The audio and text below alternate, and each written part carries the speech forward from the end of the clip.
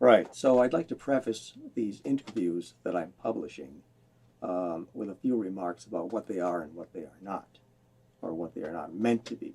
Um, they are an attempt to gather a representative sample of opinion and viewpoints within the Urantia book readers community. By aggregating all of these views, I hope at some point along the line, or maybe at the end, to come a little bit closer to the truth. They are not meant to promote any particular viewpoint or opinion. I am just the recorder, and I hope you enjoy the discussions. Thank you very much. Ernest, you grew up in a fundamentalist tradition. Yes. Then something happened. What was that? Well, I left home and God for 20 years. I didn't believe in God. But I wanted answers. I did a lot of reading. And it wasn't until 1967 when these things all gelled.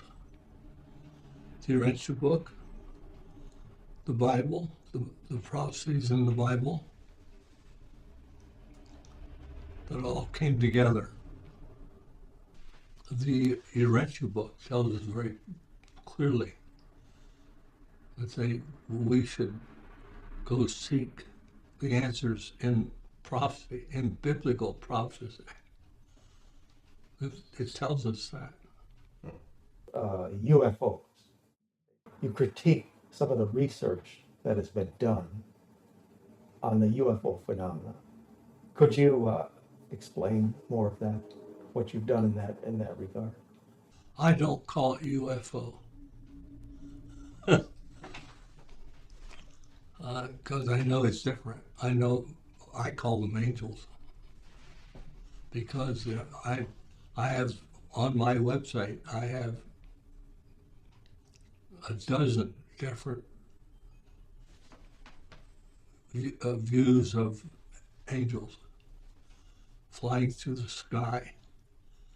And I know a fellow out in Arizona, he says, "Hope those are geese." Why do you say they are angels and not flying craft of some sort? Well, the difficulty is that we do not distinguish between Urantia is the word used in the Urantia book for those kind of craft. They're not material craft. Now you link the sightings, the abductions, to a prediction of some sort. It's a portend of something to happen. What would that be? We're going to have a worldwide disaster. The world's going to blow up. The United States will be destroyed. And that will cause a worldwide Holocaust. Billions of people will die. It's a very horrendous episode in front of us. You come to that conclusion based on the prophecies, or is it just what you're seeing around the world today? Oh, everything. Suddenly everything is going crazy. We have no control. The pace of catastrophe, you would say, is picking up, right? Absolutely. There are a number of episodes. For example, Caligastia, the devil. He will assume control for a short period of time. Jesus is coming back. And he's coming back in a red light. He will not announce himself. His angels will not announce him, but he'll be here and you'll see him everywhere, to the whole atmosphere. You talk about other forms of prophecy, such as the Fatima, uh, Marian the apparition. Marian apparitions. Well, the Garabundle girls, they were all in their 11, 12, 13. And the Fatima girls, one was a boy, they all spelled out what they understood their message to be. They misinterpreted, they did it according to their understanding, their Catholic understanding. They interpreted according to that. And so none of them had it correct. For example, the coming of Jesus, they had realized it would be a light, but they didn't understand what that meant. I myself didn't believe it would be a red light. I didn't know it would be a red light, but we were told it would be red. There was a prophecy by an Indian back in the 1920s, and he said the sky would be red. What is most on your mind these days? The return of Jesus is the most on my mind. I look forward to his coming in a red light.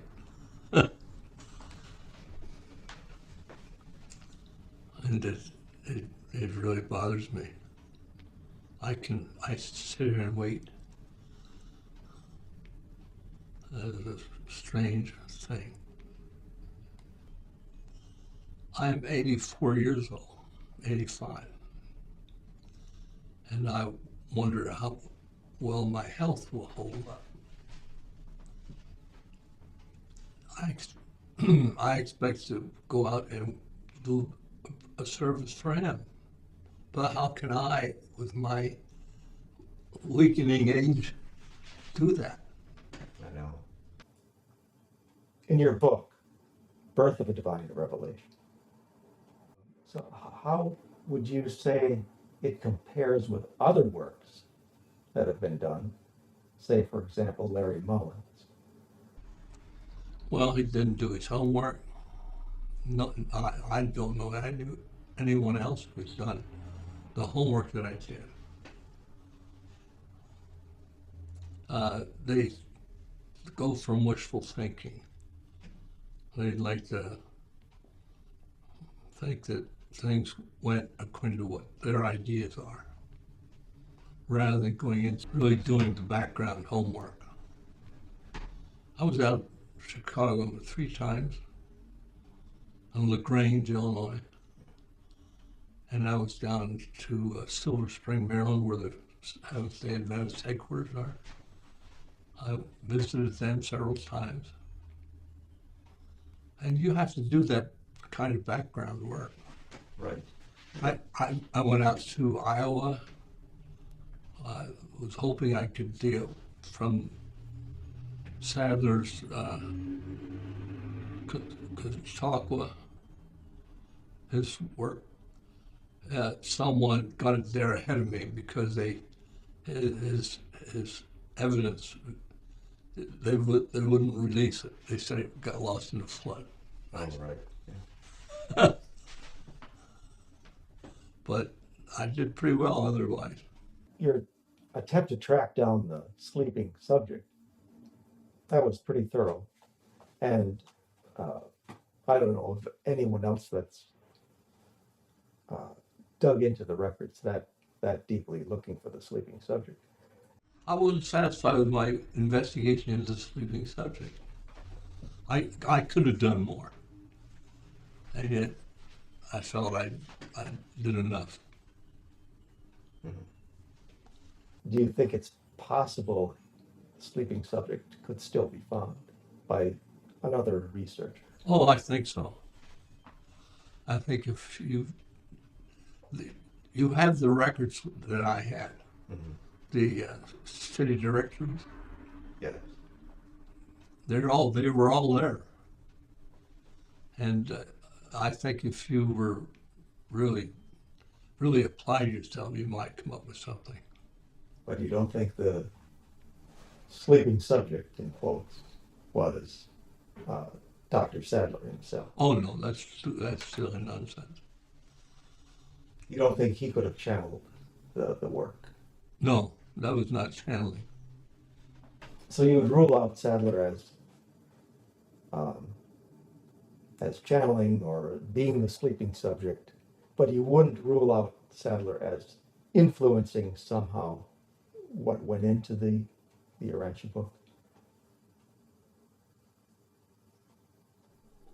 Sadler may have influenced our celestial visitors into doing things, but I think that they were anticipating him. They understood that. Can you explain how the devil got into 533?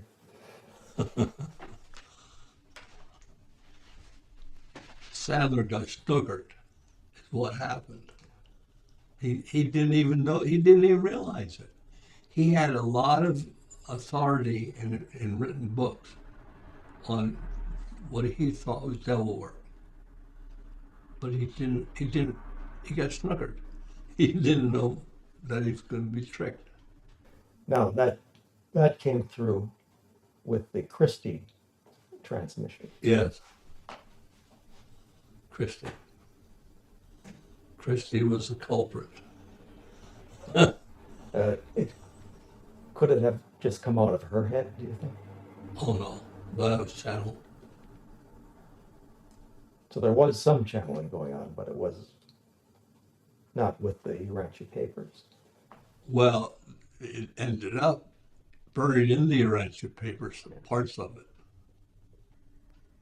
Sadler was given a notice about the existence of the Urantia Papers where he should stop. That was 1935. He was not to go beyond that, but he added material. That material is devil material. So anything that came through after 1935 is false. False. Sadler took those as coming from Christie as the real thing. Yes. That was a mistake. That was his major mistake. That was a major mistake. But how much damage did that actually do to the revelation? Some. I in my book, I fish out a few things I think were due to him. But there are other things. I've come across other things since then, which I think I know came from Caligastia. And he could not have placed those things in the book without Sadler's awareness of what was going on. And that hasn't been investigated or acknowledged by anyone else, has it? No. No one else believes it's like UFOs. Right. It could have been worse, though. He worked up against a really difficult issue. That is, in preserving the integrity of the text. He had to do something. He had to work a sideline, and so he worked around that. But he did it. You mean Caligastia did it? Caligastia. Yeah. But you would say he wasn't as successful as he wanted to be. Oh, he ruined it. Yeah.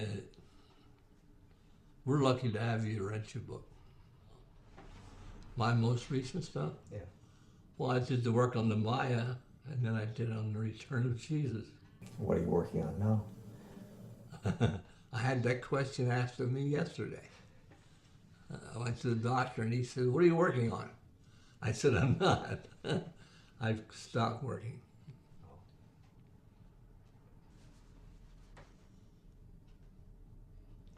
Well, since my wife died, I don't have the interest there anymore. I feel that my work is finished. You might get reignited.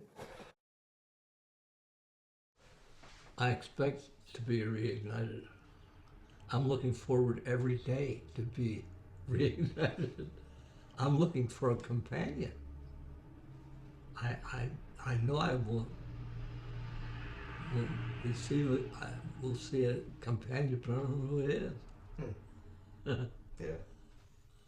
No, when Jesus comes, I will know the time has come.